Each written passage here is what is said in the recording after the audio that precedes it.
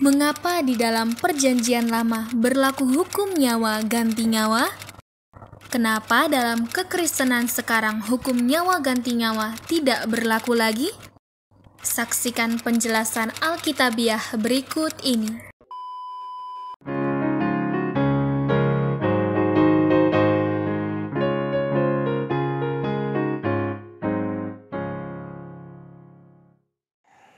Ya, bersama dengan saya Gembala Aring, dan saat ini saya ingin menjelaskan kepada kita perihal mengenai di dalam Perjanjian Lama di mana ada aturan nyawa ganti nyawa. Ya, lalu bagaimana dengan saat ini di mana di dalam dunia kekristenan tidak lagi berlaku nyawa ganti nyawa, begitu ya? Apakah benar seperti demikian? Nah, kalau kita misalnya mulai belajar dari Keluaran pasal 21 ayat 33, Ulangan 19 misalnya gitu, ya dikatakan seperti ini. Tetapi jika perempuan itu mendapat kecelakaan yang membawa maut, maka engkau harus memberikan nyawa ganti nyawa, ya. Ya, Ulangan 19 ayat 21, janganlah engkau merasa sayang kepadanya, sebab berlaku nyawa ganti nyawa, mata ganti mata, gigi ganti gigi, dan tangan ganti tangan, kaki ganti kaki, seperti itu ya. Nah, itu adalah aturan dan hukum yang Tuhan berikan kepada bangsa Israel supaya mereka tidak berlaku jahat kepada sesamanya. Ya, bahkan sebetulnya di dalam Kejadian pasal 9 ayat yang keempat begitu ya. Barang siapa menumpahkan darah, maka darahnya akan ditumpahkan, seperti itu. Itu aturan yang Tuhan tuntut kepada manusia. Nah, tujuannya untuk apa? Tujuannya adalah supaya orang lain merasa bahwa nyawa seseorang itu sangat berharga, ya, dan tidak boleh terjadi yang namanya sesuka hati, begitu ya. Dan kalau hukuman itu, ya, misalnya hukuman mati terhadap orang yang melakukan pembunuhan secara berencana, maka memiliki efek yang sangat baik. Kenapa saya katakan memiliki efek yang sangat baik? Karena orang-orang yang ingin berinisiatif untuk melakukan pembunuhan terhadap sesamanya itu akan berpikir berulang-ulang untuk melakukannya. Mengapa? Karena dia pasti akan juga mengalami kematian jikalau ia melenyapkan nyawa sesamanya, begitu ya. Nah, itu yang terjadi di dalam Alkitab, ya, dalam Perjanjian Lama. Namun ketika kita mempelajari Perjanjian Baru, sedikit terjadi perubahan yang sangat radikal sekali, begitu ya, atau sangat bertolak belakang, di mana orang percaya tidak dituntut untuk melakukan hukuman mati terhadap orang lain. Nah, kalau begitu bagaimana? Apakah ini kontradiktif? Sebenarnya tidak. Nah, kita harus memahami dengan baik bahwa di dalam Perjanjian Lama Tuhan itu menerapkan namanya sistem teokrasi, ya, atau kita kenal istilahnya itu adalah sacral society, di mana antara agama dengan negara itu disatukan, begitu ya.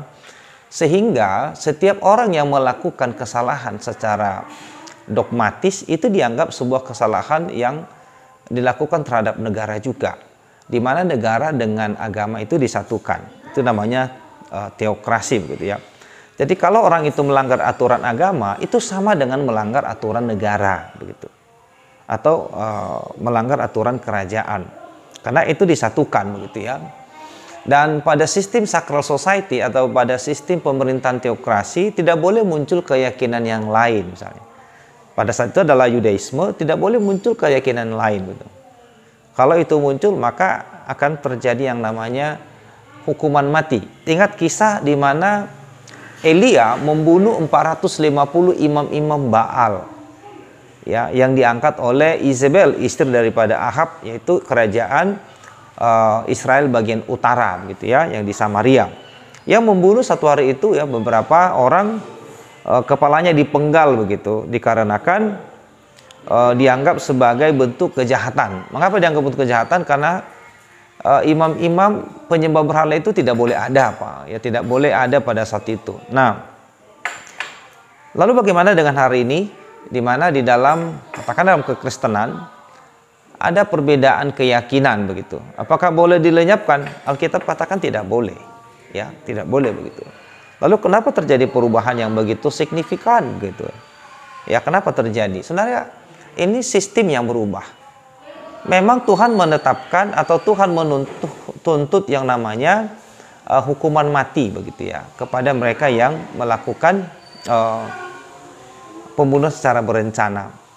Sebenarnya dalam Perjanjian Baru tidak melarang pembunuhan terhadap mereka-mereka yang melakukan atau hukuman mati kepada mereka yang melakukan pembunuhan secara berencana misalnya. Tetapi itu tidak boleh dilakukan oleh gereja. Mengapa? Karena setelah kedatangan Sang Juru Selamat, sistemnya diubah. Ya, sistemnya diubah. Ketika Tuhan Yesus ditanya oleh orang-orang Farisi, bolehkah memberi pajak kepada kaisar atau tidak begitu? Ya, karena memang dalam tatanan hukum mereka tidak boleh membayar pajak kepada bangsa asing gitu ya. Bangsa asing lah yang justru harus membayar pajak kepada bangsa Israel. Tetapi konteks saat itu bangsa Israel dijajah atau di bawah kekuasaan daripada Romawi. Ya, apa kata Tuhan pada saat itu? Bayarlah pajak kepada kaisar begitu ya. Ya, apa yang menjadi milik kaisar kembalikan kepada kaisar, apa yang menjadi milik Tuhan kembalikan kepada Tuhan, seperti itu ya. Nah, jadi dari situ kita dapat mengambil kesimpulan bahwa sistem sacral society itu Tuhan hentikan. Maka berdiri yang namanya sistem civil society, di mana agama dengan negara itu dipisahkan.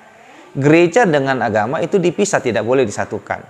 Maka jikalau ada orang-orang yang tanda kutip dalam kekristenan itu melakukan kejahatan, atau agama manapun dalam sebuah negara itu melakukan kejahatan yang criminal crime misalnya atau pembunuhan, maka negara yang harus melakukan punishment kepada si pelaku begitu ya, bukan gereja.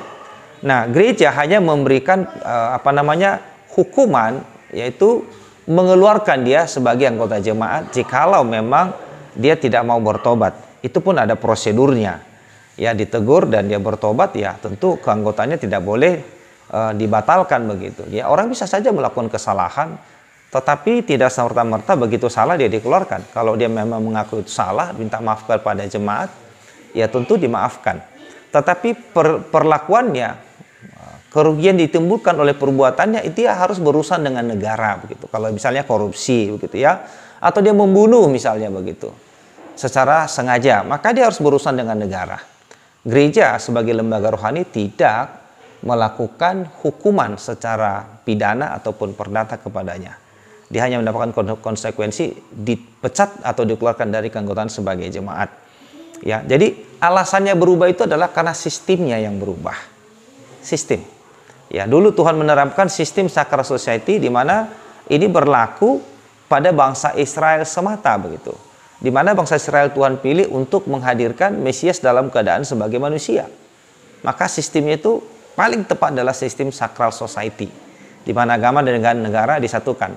Nah, tetapi ketika Sang Juru Selamat datang dan mereka menolaknya, maka mereka dipecat dari tugas tanggung jawab mereka sebagai tiang dan dasar kebenaran, ya, tiang penopang dasar kebenaran. Lalu Tuhan berikanlah yang namanya gereja, sebuah institusi yang menggantikan posisi bangsa Israel.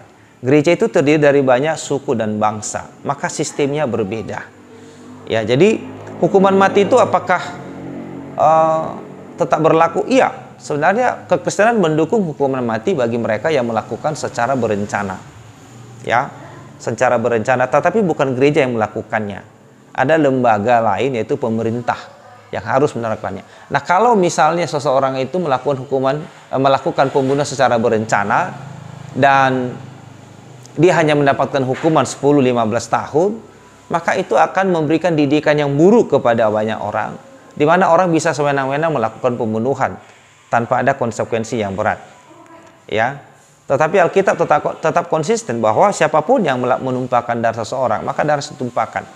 Hanya yang melakukan hukuman itu bukan lagi gereja seperti bangsa Israel dulu, yang melakukan itu adalah imam, ya, bagian kerohanian. Tetapi sekarang itu bukan.